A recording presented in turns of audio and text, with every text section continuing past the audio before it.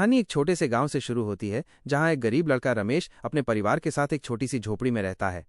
रमेश मेहनती और होनहार है, लेकिन उसका परिवार आर्थिक तंगी से जूझ रहा है। उसका सपना है कि वो पढ़ लिख कर अपने परिवार की जिंदगी बेहतर बनाए। गांव में एक जादुई वृक्ष की कहानी मशहूर है, जो सच्चे दिल की परीक्षा लेता है और उसे इनाम देता है। रमेश को स्कूल की फीस जमा करने के लिए पैसे चाहिए और वो इस वृक्ष की खोज में निकल पड़ता है। रमेश जंगल की ओर निकलता है, जहां जादुई वृक्ष है। रास्ते में उसे एक भूखा बूढ़ा व्यक्ति मिलता है। रमेश अपनी रोटी उसे दे देता है, भले ही वो खुद भूखा है। बूढ़ा व्यक्ति उसे आशीर्वाद देता है और कहता है, सच्चाई और दयालुता तुम्हारी सबसे बड़ी ताकत है। पहली परीक्षा। जंगल में रमेश को एक चमकता हुआ खजाना दिखता है। एक रहस्यमयी आवाज कहती है, ये खजाना ले लो, लेकिन वृक्ष की खोज छोड़ दो।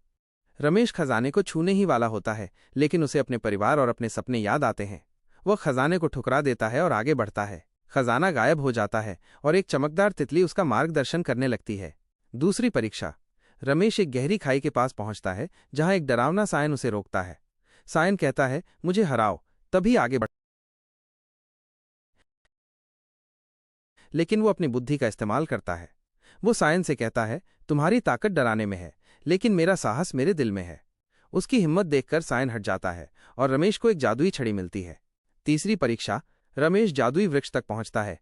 वृक्ष उससे पूछता है, तुम्हें क्या चाहिए, धन, शक्ति या ज्ञान? रमेश कहता है, मैं सिर्फ अपने परिवार के लिए बेहतर जीवन और पढ़ाई का मौका चाहता हूं। वृक्ष उसकी सच्चाई और निस्वार्थता से प्रसन्न होता है और उसे एक जादुई किताब देता है, जो उसे ज्ञान और समृद्धि देगी। निष्कर्ष। रमेश गांव लौटता है।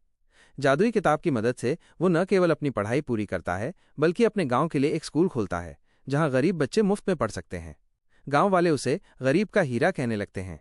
कहानी का अंत इस संदेश के साथ होता है, सच्चाई, मेहनत और दयालुता से हर परीक्षा पास की जा सकती है।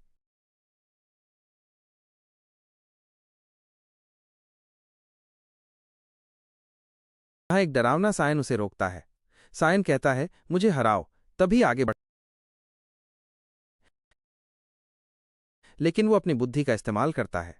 वो सायन से कहता है, तुम्हारी ताकत डराने में है, लेकिन मेरा साहस मेरे दिल में है।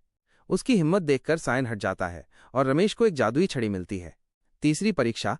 रमेश जादुई वृक्ष तक पहुंचता है। वृक्ष उससे पूछता है, तुम्हें क्या चाहिए, धन, शक्ति या ज्ञान? रमेश कहता है, मैं सिर्फ अपने परिवार के लिए बेहतर जीवन और पढ़ाई का मौका चाहता हूं। वृक्ष उसकी सच्चाई और निस्वार्थता से प्रसन्न होता है और उसे एक जादुई किताब देता है, जो उसे ज्ञान और समृद्धि देगी। निष्कर्ष। रमेश गांव लौटता है। जादुई किताब की मदद से वो न केवल अपनी पढ़ाई पूरी करता है, बल्कि अपने गांव के लिए एक स्कूल खोलता है, जहां गरीब बच्चे मुफ्त में पढ़ सकते हैं। गांव वाले उसे गरीब का हीरा कहने लगते हैं। कहानी का अंत इस संदेश के साथ होता है, सच्चाई, मेहनत और दयालुता से हर परीक्षा पास की जा सकती है।